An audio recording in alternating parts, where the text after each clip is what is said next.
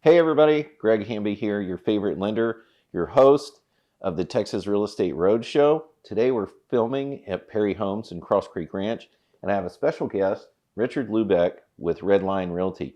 Richard, why don't you introduce yourself and talk a little bit about your brokerage? Hi, Richard Luebeck, broker owner, Red Lion Realty. We are a boutique brokerage located in Katy, Texas. We predominantly service the Katy, Fulshear, Richmond area. Now we do branch outside of that, but the bulk of our business is in our local market here. Right. So, how long have you been in real estate and how long have you been a broker? Okay, I first got licensed in real estate back in 2001. I started actually in the commercial segment, brokering businesses in the tri-state region, Detroit, Chicago, and Indianapolis. I ended up relocating down here to help my family with a dealership in the power sports industry because they needed help at that point in time. And then I got relicensed in real estate down here in Texas back in '09. When everybody was running out of the industry, I went racing in. And then I launched Red Lion Realty in 2017, knowing that we were selling the dealership, and this was my exit back into real estate, which is my passion. Right. So, how many agents do you have currently? I sponsor 7 agents currently, sir. Okay. And I know you yourself, you probably run the gamut, but it seems like you are almost like a luxury agent. You do a lot of high-end properties. Is that right? In our local market, yes, I do a lot of high-end properties. Last year was a stellar year. My personal production was 50 plus homes. The company's production was obviously more than that. But the average home that we sell here now is probably around 450 to 500,000. Most of the homes that I sell are 700 plus for the most part, sir. So the market is shifting. There's changes, right? That's a constant, yes. Yeah. And why don't we talk a little bit about those different segments and what changes you're seeing in the different price points? Okay. Well, first and foremost, the 250 homes that most people are familiar with are now 350 homes. So that's kind of a shell shock for a lot of consumers. Right. So everything that's 350 and under, that's a challenging market today. There is investors that are attacking that market. A lot of the local people don't realize this, but if you watch TV in other areas of the country, they're all on the bullhorn saying, invest in real estate now in Texas. Buy any real estate. We don't see that because we're in Texas. Because we're here. Right. Right. They're not telling us that. So you're seeing an influx. I don't want to hear that. Yeah. But you're seeing an influx of money and investors, whether it be REITs or national companies that are spending a lot of money going after our market. And it's a challenge, especially for first-time home buyers, FHA people, veterans. There's a lot of cash that's being spent right now. Yeah. So the group that I'm with is setting up a cash-back guarantee, right? They're in the process. It's available now. So okay. It's an interesting concept, right? And it's one I like. So they will charge a small fee to guarantee a cash buy, closes on time, and at the agreed price, even if it's above appraised price, right? Okay. Now, at some point in time, the buyer has to work that out with them, right? Either at closing or they enter in some kind of agreement that when they sell the home or refinance the home, they pay the difference without making payments during that time and without a lien, which is a really cool concept. That's unheard of because typically they pay a 1% fee up front. Right. So with this company, what they're going to do is they're going to make you put a 2% earnest money fee, right? And if you get to closing and your loan is ready and you close on time, they're just going to keep the 1%. They're going to give the other 1% back. Okay. And that's for guaranteeing the cash option. Okay. So you're going to pay the 1% even if you don't use it. If you use it, they're going to take the 2%. Okay. Which is fair, I guess, but it depends, right? And so in this conversation, the guy was talking to all of us nationwide. He sold his brokerage, the guy that works with this group, a year ago in Atlanta. He was a successful real estate broker, but he's sold on this concept. He's part of it. And he was saying in Atlanta, 1 out of every 3 closings is is a hedge fund buyer. Okay. That seems really high. That seems pretty shocking. Do you think it's that high here? Well, I can tell you that the report just came out for Harris County, and for last year, 40% of the single-family residences that were bought were purchased as investment properties. Okay, but that could be an individual. That's correct. Right? So he was saying specifically these are like big money Wall Street hedge funds. In our market, I don't believe the numbers are that high, and I do study the numbers. I can tell you that there's companies out there that do raise billions of dollars on Wall Street in a portfolio to go out and purchase these homes. There's a company out there that raised $9 billion, and they're going to buy 40,000 homes this year. Now, the sad part is if you actually do the research on it, a lot of that money comes out of people's 401ks. So the consumer themselves are investing in a 401k that's in turn giving it to a company to buy a home and outbid them. Yeah. And it's sad. They're feeding the giant that they're competing against. Right. I was going to say you're giving your money that you want to grow for retirement to somebody who might be beating you out on the home that you're trying to Exactly. purchase, So my advice is if you are investing in those 401ks, you need to look at where your money's going and what you're creating. Yeah, yeah. Because it's tough for the American dream today for home ownership. Sure. Unless you have a lot of capital and resources. Yeah. So typically, if somebody wants to buy a home, even if they're using a loan, and they come to you, we've had this discussion, but for the benefit of the audience, what do you tell them? I mean, because if somebody comes to you and say, hey, I want to buy a house, I don't know the price range, here's kind of what I'm looking for. And let's say they're looking for, say, a 4-bedroom, 3-bath, 3.5 bath or something. Nice home, good schools, good area, Katy, Fulshear area. And say, they've got a conventional, they're going to do 5% down, or they got an FHA, they got this 3.5 down, and they're kind of tight, but they've got the money for the down payment and closing costs, but they don't have any extra. Yeah. And that's what they tell you. What do you tell them? Well, I try to drill down to what their lifestyle is. Are you looking for walking trails? Because it's an emotional purchase and it's a long-term investment.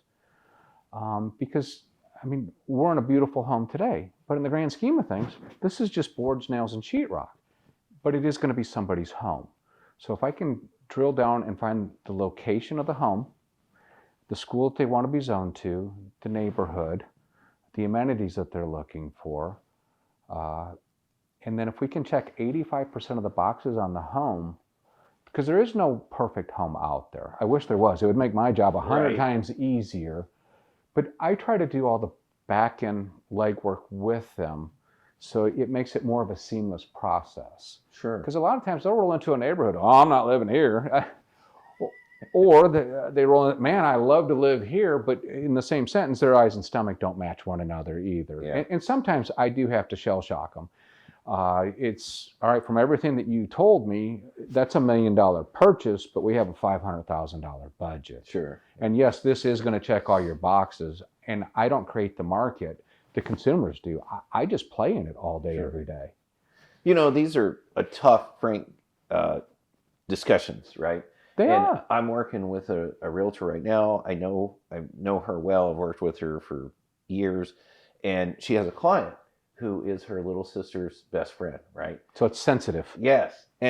But she's having those tough discussions because, she knows that I've got her pre-qualified for the maximum. A debt-to-income ratio is right on the line. It's not going to go any So higher. we need to dial it back a notch or two. Yeah, right. We're at 245 on a sales price with a loan amount of, I think, 240. Right in there, right? Yes, sir. So, and she doesn't really have any extra to put down to kind of lower that. And the minimum things that she's sending her agent that we're working with that she wants to see and likes is 249, 250, 255, 260. And she's like, so she's calling me to double check, Greg, is this the max that she can get? Yes. So I can't show her these homes because people are going to offer more than that. And I'm like, yes. That's correct. But that's between you and her. I'm sitting here waiting on y'all for a contract, right? So sometimes you have to send one in for them to believe you. Yeah. And I always let that listing agent know, hey, I got a difficult client. You know, I'm explaining the market to them. This is our offer. This is what they can afford. Can you please present it to the seller and please respond? Fortunately, I've ran across a lot of listing agents that have been in my shoes in the past, and I've had them respond back. You know, I suggest you have your client look in this price range because this home is going to affect this price range. And it's a polite way of showing the buyer that it's not just me saying this. Now it's coming from a third party, the listing agent and the seller, saying they're in a price range that they can't afford. Right. So, and that just solidifies that everything that we were telling them was true. And sometimes people do have to go through that. Yeah. So that is an extra step that I have to take. Right. But on the same token, I also coach them and mentor them that, hey, I understand you want a home, you want this. However, what if we start in a condo in this price range, or maybe a townhome? We build some equity, and then it's an extra step. Right. Now we can get to what you're truly trying to achieve. Sure. But you're still going to achieve it. But in today's market, you're not going to achieve it with the strategy that you have. So let's shift and pivot over here. Let's get you into the path of home ownership, build some wealth, build some equity, and now we can push that money forward. You answered a question that I was going to ask coming up. So, because a lot of people, some realtors will say, you know, oh no, stay where you're at, keep saving, you know, and that is the worst thing to do today. I'm more of your thought process, right? Of that school that, hey, this may not be your dream home, but everything's increasing in value. You're throwing your money away in rent, you know. You're paying 100% interest. 100% That's what it interest, is. No matter if you're yes, if you think 6 or 7% is high, rent is 100% interest. And it explains why, you know, I've talked to people who lived through that, right? That have told me, hey, in the 80s or whenever, I bought a home in Denver. I had a 16% interest on my mortgage rate. And some people say, that's crazy. Well, you know, rental rates always go up and they're always 100%, right? So can you afford the payments? Yes, then buy the home. Yeah. That's what it amounts to. Because not only are you building equity as you pay it down, it's increasing in value. In market value. So you can, you know, ideally, if you think like an investor, right, you can, when you're ready to buy your next house, you could do a cash out refinance on that house and buy your next house and start renting this house out, and somebody else is paying for that mortgage for you. And we call that leveraging against the lender. Yes. And people, you know, that saving concept, here's an idea, folks. The average home prices rose 25 to 35% in our local market.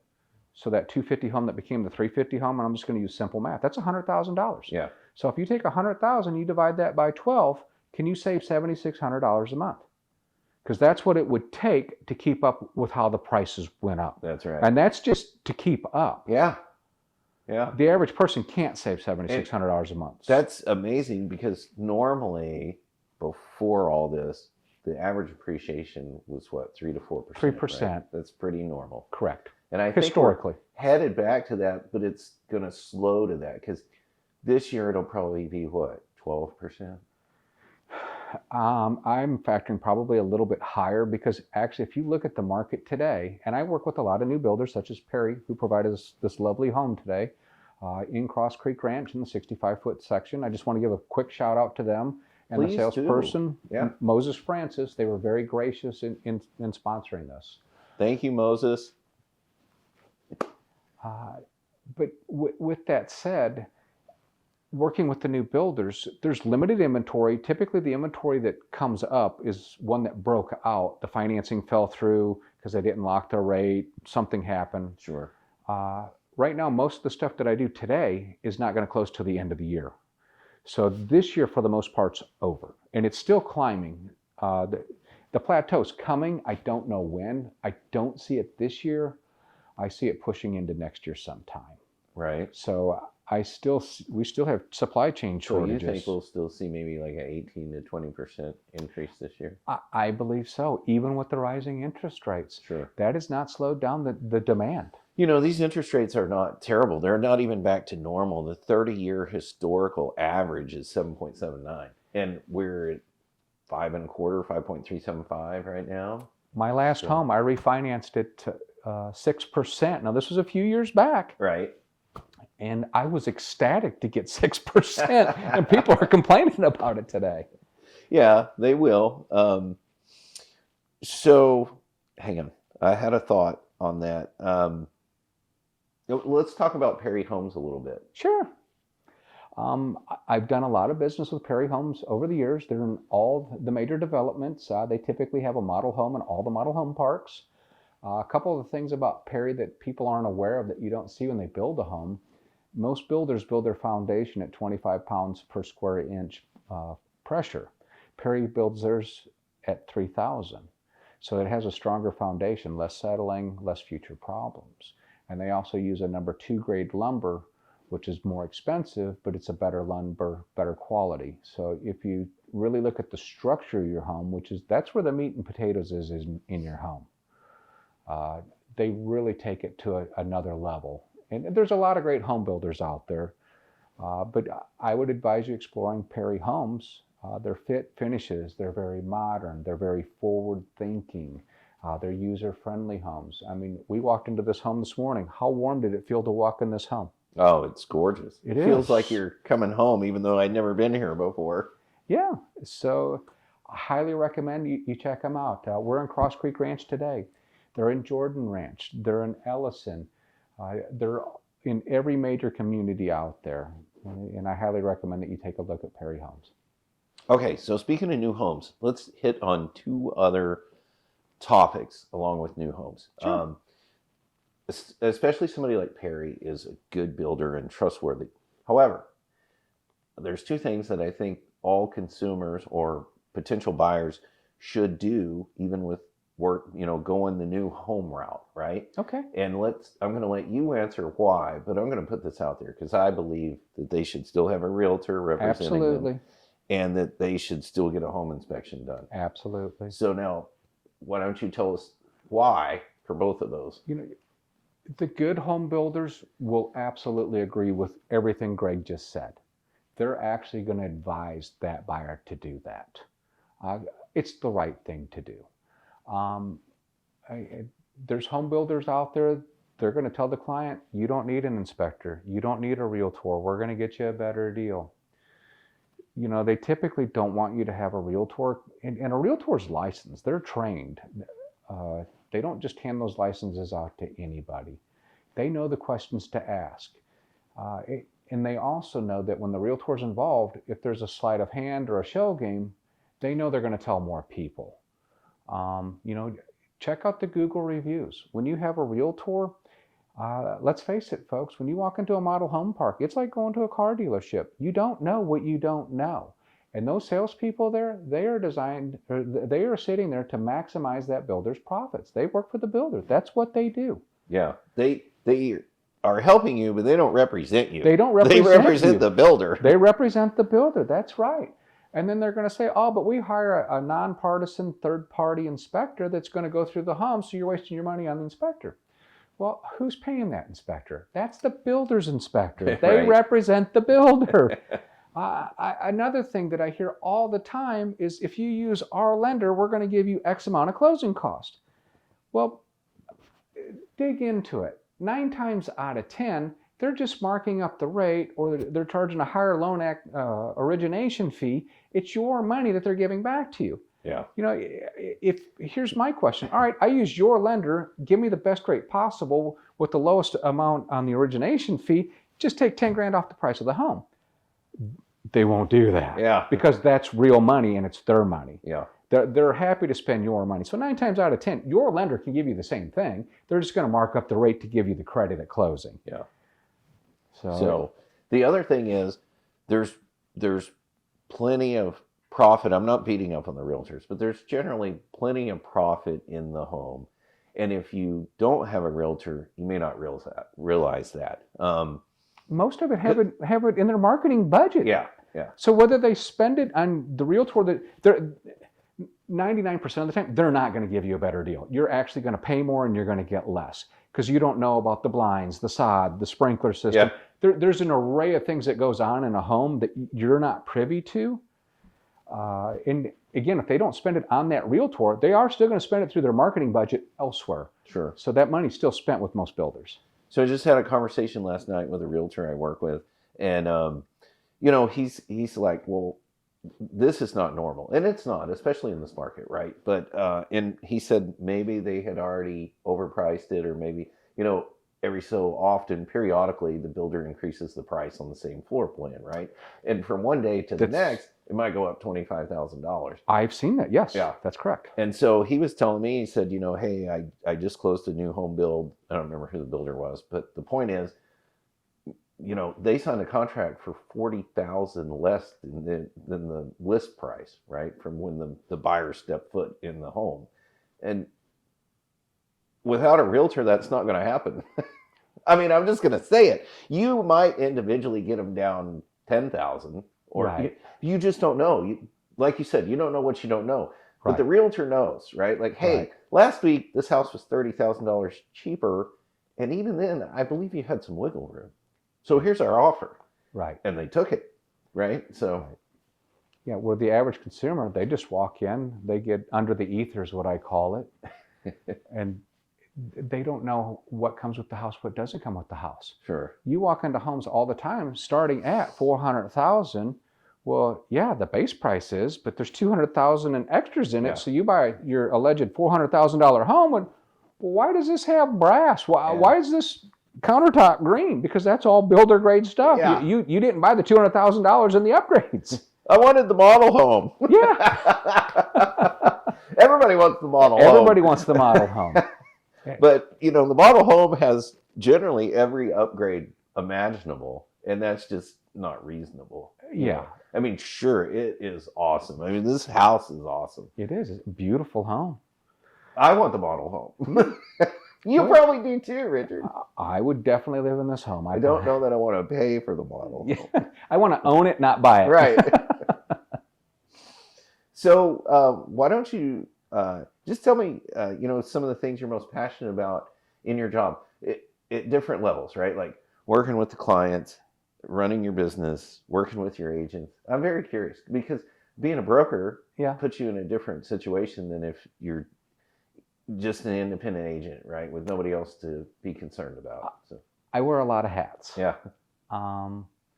In my position, I get to steer the ship, which if you look us up, we're revered in our local community, and I'm very proud of that. Last I checked, and this was last week, we are the only real estate company in the local Katy area that has an all 5-star rating on Google. That's impressive. Almost unheard of. So we've built a strong foundation, and we're a boutique company. I don't have hundreds of agents, and we do have agents that do reach out to us weekly to join our team. We're looking for specific ingredients. It's kind of like a pizza. You want to have the perfect tasting pizza, and I'll just use a Hawaiian pizza, for instance. That's Canadian bacon and pineapple. You can't toss an anchovy on it, it'll kill it, right? Right. Same thing in business. So we're looking for the right fit to go out and promote and protect the brand. Because if somebody makes a mistake, they don't remember Sue Smith, the realtor, they remember Red Lion Realty. Yeah. So we do everything we can to protect the brand, and that comes with training, mentorship. I've had a couple phone calls in the last year or two where it'd be either another broker or a strong listing agent. They'd be like, "Did you write this offer?" No, that's one of my agents. Oh my God, it was perfect. I thought the broker wrote it. But we use the 100% rule. We want it done 100% of the time in everything we do. And there's a lot of times that we'll win offers because they know our company, they know it's going to be a seamless transaction. There's nothing missing. It's all laid out in front of them. So we do invest a lot of time in training and mentoring our agents, and we do a lot in the local community. We just did a blood drive. We're huge into giving back. I can tell you at the end of the day, and I was surprised at the shortage of blood. They had somebody there at 1 o'clock when we finished to pick up the blood that was all donated, and we filled the chairs, all 4 of them, from 8 a.m. to noon. So it was a great event. But 51 lives were saved with that blood, and they said that it would go to their lab and it would be all used before the sun set that day. Wow. That's how short it is. That's great that you guys are doing that and giving back to the community. So, yeah. one of our guests last week owns a nonprofit called the Abigail House, and so Okay, so what's the Abigail House? I they haven't heard of help it. keep like single mothers and pregnant women and their families off the streets, and Okay. they give them a nice home that they get to live in rent free for 3 to 4 months. Oh, They wow. help get them, back in the workforce. They help give them training and job skills, and they're really helping them get back on their feet. And part of that, the mental aspect is being in a really nice home, right, and not just some open room shelter. I mean, yeah, that's better than It being on the relieves some of the street, struggle, but right? giving you some pride and confidence to really get back on your feet, right? To get going in the right direction. No, And not just some short term 30-day fix either, like right. 3-4 months It gives to them a really help chance you to out. really Yeah. get moving forward with their life again. So that's good. I love to hear what you're doing. I try to give back. My wife and I, for about 6 years now, have been volunteering the last Sunday of every month at the Ballard House. Okay. We go out and buy food and cook dinner and go there and serve. It's the Ballard House. I'm going to give a quick shout out. It's a free place to stay for up to 90 days at a time. If you're in town for medical treatment, there's a whole lot of people. Most often, you're right, come to MD Anderson for cancer treatment, Yes. and we see a lot of these people, and then they have to be, if they're here long term, they can't stay more than 90 days, but they can come back later after I think, a 6-week break. And it's a blessing to get to do it, but sometimes it's kind of sad because certain people, they've told you, that their condition is terminal and they're just trying to be here longer, spend more time with like their kids or family, their grandkids, or they're doing an experimental treatment. I can't blame them. If it was me, I'd be I'd be trying everything under the sun, Sure. right? But anyway, uh, enough about that. So, But you need to be a good citizen in your community. yeah, And I wish more people thought like you and I did in that aspect. yeah, they're out there, but They yeah, are. more would be better. Yes, sir. So, but overall, I will say we haven't talked much about our community, right? About Okay. Houston. So, I love this city. I came here from the Dallas-Fort Worth area. I've lived all over the state. This is my favorite place to live. I feel like the people here are the most friendly. I noticed during Agreed. yeah, the food is the best anywhere in the state. Yes. We're close to the coast. There's so many activities, pro sports teams, but the people make the difference, right? Harvey was a terrible tragedy, but I loved how everybody came pulled together. together. Yeah, Absolutely. and people that never met another person did whatever to help a total stranger. I mean, granted, they're our neighbor in a way, right? Mhm. So I thought that was cool, right? It's kind of like, biblical, We did being good muck to outs. your neighbor, right? We actually donated 2 full bedroom sets to a family that they lost everything in their house. So I had 2 spare bedrooms. I'm like, nobody's using this stuff. It's out of here. Let's go take it to Yeah. somebody. See, that's awesome. And everybody was pulling together, right? Yep. Boats, getting people out of their homes that were stranded, giving food. My wife and I went and volunteered at our church and donated and did whatever we could, right? Yeah. You felt kind of helpless because I couldn't even get into the city because no. all the roads were flooded and cut off. But okay, so that aside, this is a great place to live, to move to. Let's talk about people that you have that have come in from out of town, out of state, out of the country. Houston's very multicultural. It's very diverse. Our company literally does business with people from all over the world. Whether it's India, UK, China. Every time my phone rings, I never know where that next client's coming from. It's just a big melting pot. With that said, with that, they bring their cultures. And you talked about food earlier in the restaurants. You can name almost any type of food and find it in about 15, 20 minutes from where you live at in this area. Right. And have great food. So it's very diverse, the ethnic culture. Everybody's super friendly.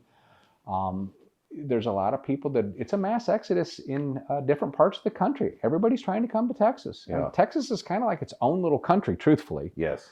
Well, we used to be. Actually, and we were at one time, and we still have the right to succeed. that would be great. Uh, Sorry, it's just my opinion. There's 10,000 people a month that are moving to this area. They're coming from the East Coast, the West Coast, and the Heartland. And they're coming here because we're kind of the last frontier in growth opportunities, in more freedoms. Right. You and I both, as business owners, right? I feel like this is the perfect place to be anywhere in America. Agreed. If you can't make it in Houston, Texas, you're probably not going to make it anywhere. Yeah. The opportunities are unlimited in the local area here. The only thing that holds you back is you yourself personally. Yes. And people are very willing to work with you. I've found that. Everybody wants to help. Yeah. And that's just a mindset and a mentality around here. Everybody wants you to be successful. Yeah. In small businesses, independently, locally owned, I support them. I noticed other people do. The owners are generally just the best people, salt of the earth. Mm-hmm. These local coffee shops, family-owned restaurants. It's amazing. I love being here. Well, supporting small business and local, I mean, that's huge because that's the tax revenue for the services that you use, whether it's fire, police, and stuff like that, or like sponsoring local swim teams, baseball teams, and that. It's not going to be the national sponsoring them. It's the local people. So please shop local. And I applaud people that do that. I do everything I can to shop local. I'm not an online buyer. Yeah. There's a lot of what I call economic cannibals out there, and it's just the best price, no tax, blah, blah, blah, blah, blah. Well, if you're not supporting your local community, sooner or later it can't support you. That's a choice that you're making. Yeah. So, and then it kind of goes back to like the 401k investor threatening to knock you out of the home you want to buy, right? Right. You're creating your own battle. Yeah. Yes, there's a short-term game, but if you look at the end game, it's not good. Right. Yeah. So let's talk a little bit about those people specifically from other parts of America that are coming in. Uh-huh. I'm sure that how much time, I bet you spend a quality amount of time with somebody prepping them, either on the phone or in person when they're ready to start shopping. But let's say they're coming from California or Boston and they don't know anybody here, and it doesn't matter necessarily what area they're in. Now, I know that a lot of the areas, but especially Katy, Fulshear, and Richmond really well, right? Yes. So let's say that they're feeling you out for, future value, right? Resale value, sure. And schools. Because even if somebody doesn't have kids or planning on having kids, or they're grown and they're not coming with them, the school district's very important, out schools, right? Schools equal resale. Right. So let's talk about all that. If somebody's... Well, you said they're not familiar. Right.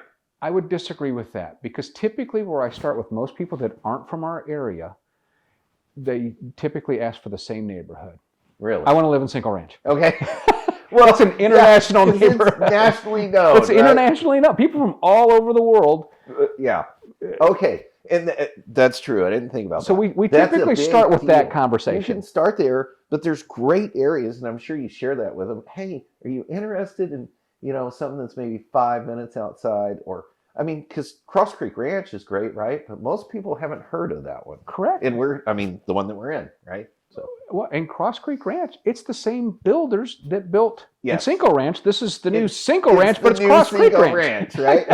In Fulshear, we had the mayor of Fulshear on a show last week. Super nice guy. Yes. Of course he's excited about it. Fastest growing city in the state. It is. Once you start saying those things, it's kind of maybe more than, or going to be more than, Cinco Ranch, right? Well, so I hear Cinco Ranch, it starts with that, and then it has to be Katy ISD.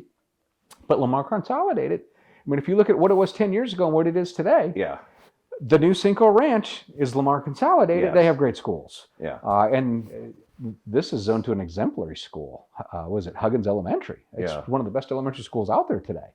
So there is a lot of different places that you can go to, because a lot of people go, I have to have a new house. Well, Cinco Ranch is built out, and it took 25 years to do that. Yeah.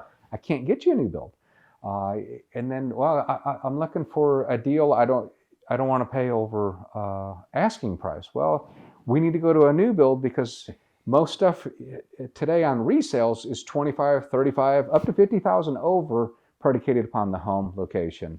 Right. So there's some variables to that. But in some of them, they have to go through the resale experience one time or two times. And then I do have access, fortunately, because of the relationships that I've built over the years with all the builders. A lot of times a home will break out and I'll get access to an off-market property. Yeah. So it comes to me before the general public gets it. And if it fits my buyer's criteria, we can slide into that slot. And if it checks 85% of the boxes, the buyer will typically move forward because they're exhausted and they can close in 30 to 45 days or 3-4 months, whatever the time frame is that the builder provides to us. Okay.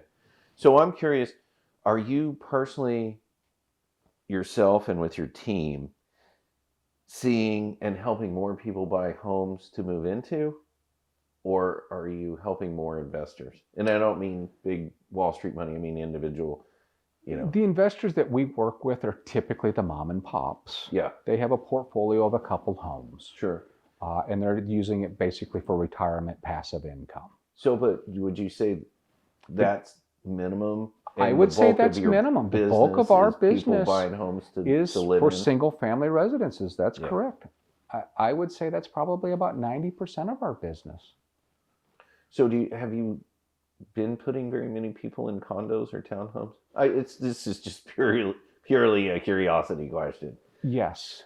And it's a pill that some people don't want to swallow, but they get it. I mean, I don't create the market, the consumer does. Right. And the quicker you start building that wealth, I mean, that is your path to wealth for the average Sure. person in America. It's through home ownership. Because that price range is a lot more In tune with what they can afford. right. So what are those price ranges like? Well, I'm very curious. in the I Katy really don't area, know. it's limited. We got to go to the city, Sure, and that's going to be predicated upon the area that you're in. But you can find stuff 120, 250. Really? Like Memorial? No. No. No. No, you're probably back in the fours. Okay. So again, there is stuff out there. It's just predicated upon the area, the location. Do you do much business in the Heights? It's funny you say that. I just took a listing in the Heights the other day. Yes, sir. I see those prices sort of across the board, but in general, it seems like a pretty high-priced area. You tell me. Well, you got to look at what you're buying there, because there's a lot of builders out there. Yeah, they built a 3-bedroom, 3 full bath, 1/2, 2-car garage, and then you can look at another builder that builds that, and it's way more, and it's rightfully so. Yeah. There's some builders that it was built as cheap as possible, and you can see it a mile away.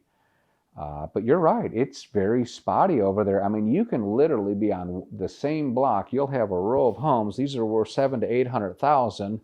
Literally on the other side of the block, you're looking at those homes, and those are only worth $500,000, even though they look similar. But Yeah. it's two different build grades, qualities, amenities. Pick something. So, and that's why you need a trusted real estate advisor, because you look at that and go, "Oh man, those are $800,000. This is a deal to buy this for $500,000." But you're buying it at the ceiling of the $500,000 when it's you see, and Right. you need to know that. Yeah. It's not an $800,000 home to begin with. So I worked an open house. It was a townhouse early in the year with a realtor, and it was really nice. 1 bedroom, 2-story, right? Okay. I think it was $350.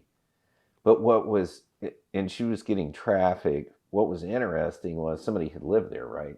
Okay. And they were finishing out the other end, and there was a brand new one, identical, that was like $345. And I thought, I mean, just for that, I was thinking you're going to have a hard time moving this because you got something that somebody else lived in, right, for more than the same, exact unit. New that's typically brand new, right? commands more. I agree with you 100%, but convenience factor. I need a home today. I can't. What I'm going to spend in a hotel for the next 3 months. Yeah, it becomes a business decision or a math problem for the buyer. Yeah. So it may have sold for that, but I agree with what you said. Yeah.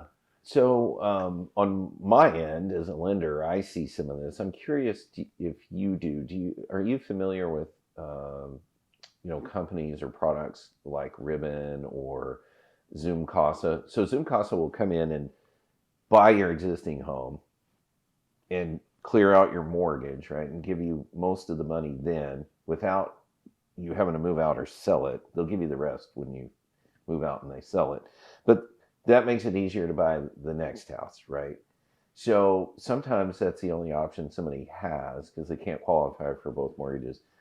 Correct. And then on the other end, say a different type of company like Ribbon will come in and buy the new house and, sell it to the same person, but let them move in and start renting if it takes time to, say, close their house. Are you seeing a lot of that going on? I am familiar with it just because when something pops up, I like to research it just to get my bearings of it.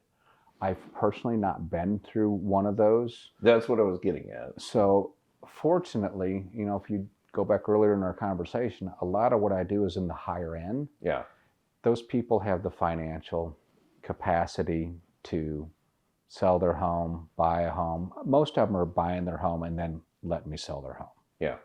So it's an easy transition. So they're moved out, they're in their new home. All right, this will be sold in 30, 45, Sure. 90 days.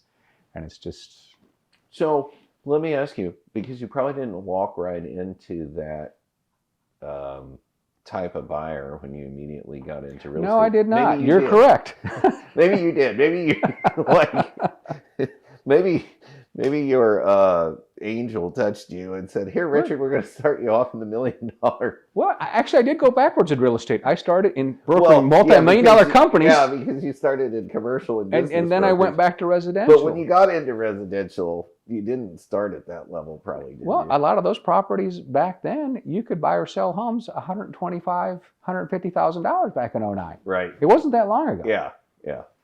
I had a broker tell me the other day, he said, it just looks like because he's been doing it 17 years, he said, the agents that I hire now are like, Jay, how do you have all these $700,000, clients? And he said, they're the same clients I had 17 years ago. It's just back then they were $200,000 clients. Correct. Said, those people make more money and the homes they were in have appreciated. He said, Yes. I really work with the same group of people that I started working with. Yeah. Well, and your vibe creates your tribe. It's social economics. Just because you're a new agent doesn't mean you can't work in that realm. Right. You have to focus on it, and you have to think like that client does. A lot of people get trapped with what I call social economics. They live in a $200,000 or $250,000 community, and that's the bulk of their business because that's what they're comfortable with. But you can break outside of that and work other areas at higher levels, but you have to carry yourself at a higher level as well. Yeah. Yeah. There was an open house that I remember I worked probably like a year ago, right? And the agent was very new. She came across very professional. And I was surprised. She had been in the business about 6 weeks. And I asked her background, and it was service industry, hotel assistant manager. She understands customer that service. Kind of thing, right? Yeah. And I said, so, it was an open house in the, I don't remember, $650,000, $700,000 range. It was somewhere in Katy or Fulshire. And I asked her, how's it going? And I was a little taken back. I'm happy for her, right? Yeah. But she said, well, I've already had 3 buyers close, and I sold my first, home as a listing agent. And I said, well, what was the price range? I'm very curious because a lot of agents want to get listings, right? And it takes longer, and they usually start at the lower. You start with buyers, and they become sellers and buyers. Yeah, correct. And generally, they start in the lower range, like we were saying. Correct. She said, well, my first listing was $973. And, she's like 23-year-old, 6 weeks in, and I thought, that's amazing. You should probably be coaching other new agents because you're doing something right. Well, it's getting out there and doing it. This is a sales and marketing position. She's getting out in front of the market, and she's asking for the business. Yeah. The only person that makes the phone ring is you. You got to be out. You have to be moving. That's right. So what would you say to people that are thinking about moving to town from, not necessarily if they already live here, but if they're coming from someplace else in Texas, or they're coming from another state, or they're coming from another country, what's the most important things you discuss with them up front? Well, I try to figure out their lifestyle because, I don't want to be just an agent that helps you buy your house. I want to be your trusted real estate advisor for life. So our relationship truly starts once you close on your home. So figuring out their lifestyle, if they want walking trails, lakes, tennis courts, because that helps me focus on the communities that they're truly going to appreciate and enjoy. Right. Not all communities offer that. I also try to figure out what type of foods they like. All right, great. There's a Asian area right here, which is within 5 or 10 minutes of your house. Or if you like Middle Eastern food, so I try to learn the backdrop of that. And I welcome everybody here. I mean, literally, I do business with, in the last month, I've closed people from out of the country, East Coast, West Coast. Some of it's done in person, some of it's done remotely. Remote online closes, they call them RONs, which is a remote notary that's basically doing it through a Zoom meeting with you. Yeah. And I always encourage them to, if they can, to walk the house before they close on it, just to solidify it. Because, I mean, I'm nervous sometimes because everything's done via video. Yeah. And I'm doing everything I can. And knock on wood, everybody's loved the home so far after they've closed on it, whether they got a chance to see the home before they closed on it or after the fact. I've had some people, they bought the home and they didn't come here for another 6 months. Wow. Yeah. But they're trying to get here. Sure. So they understand the longer you wait, the more you pay for less. So I know basically you just answered this for the most part, but is there anything else or specific that you think sets Richard apart from other agents? Well, integrity, knowledge, and solutions are our company slogan. And that's doing the right thing when nobody's looking. We always put the client first. We don't chase the money. If this is your house, great. If it's not your house, great. I'm going to walk in and out of houses all day, every day, whether it's with you or the next family. So there's no pressure on our end. We're here to find your home.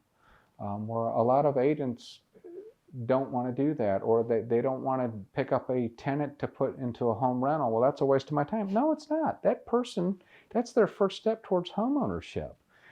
So if they're leasing a house for $2,000 or $2,500 a month, I'm going to stay in touch with that client and I'm going to do everything I can to convert them into a homeowner. Yeah. And my closing ratio is huge. Actually, I have 2 people under contract that are going to close in the next couple months with the new builds. That I picked them up as tenants. So I want to be the trusted real estate advisor for life. Yeah. And so it's not just doing the real estate transaction, it's maintaining and staying in front in communication with the clients after, where most agents are one and done. And, yeah. And it leaves orphan owners is what I call that. So do you have a recent, really feel-good story to share? Personal experience, how you help somebody, in a tough situation, sell their home, buy their home, maybe both, or even put them in a lease. I asked this last week, and the agent does a lot of business. And shockingly to me, his favorite, most recent feel-good story was getting a lady in a lease because she was having a very difficult time. She had some credit issues. She wasn't going to be able to buy. She had leases is challenging today too. Agreed. And moved. Her lease was up, and her kids had to go into a extended stay, and they didn't think that they could even get her a lease. So that was his feel good story. It wasn't. I know him personally, right? It wasn't. I'm closing my $1.5 million home in River Oaks. I'm so excited, but no, it was. I helped this lady, right? Well, strange that you say that. Probably one of the best closings I've ever done was I had a young lady that was an orphan. She bounced from foster home to foster home her entire life.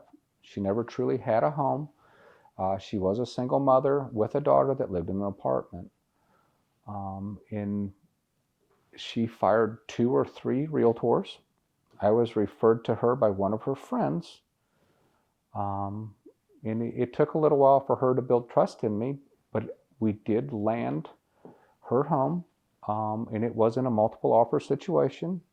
However, the agent did recognize my name, reached out to me. We were not the highest bid on the home, but we did win it because of our reputation. And I just gave them the backdrop, the story. And the sellers said, you know what, we want this to be a home. We don't want this to be an investment property, a non-emotional purchase. In a day before closing, they stated that it wasn't going to close on time. And this lady was already sensitive, and I'll just leave it at that. And I told the lender that I don't care if you have to call God. This is going to close tomorrow before noon. Yeah. And was it my largest transaction? No, it's not. It's probably one of the smallest transactions I've ever done. But watching that lady achieve home ownership, which was obviously a lifelong dream since she was a little kid, and the tears of joy that she had, I mean, that was probably one of the best stories or best experiences that I've had in real estate, honestly, sir. I walked out feeling like $1 million. And it did close on time. The lender stepped up and they got it done. They understood all of a sudden. Yeah, that's great. I love hearing stories like that. So, do you have anything else you want to add about you or your team or about our great city? Houston's huge. There's a little bit of everything for everybody. We have the medical center here. I think most people don't realize how big that is. It's a city within the city. Yeah. It's huge. You can get lost there. The world's premier medical center. Yeah, and each hospital has wings, so you might park at this hospital, but which wing did you park at? Where that could take you half a day. Where are you coming out at? Yeah, that could take you half a day to find your car. It's huge. Restaurants, I mean, like you said, it's so diverse in the culture and the food. I mean, we have every type of food that you can imagine. Yeah. Everywhere. And even fusions of different cultural foods, right?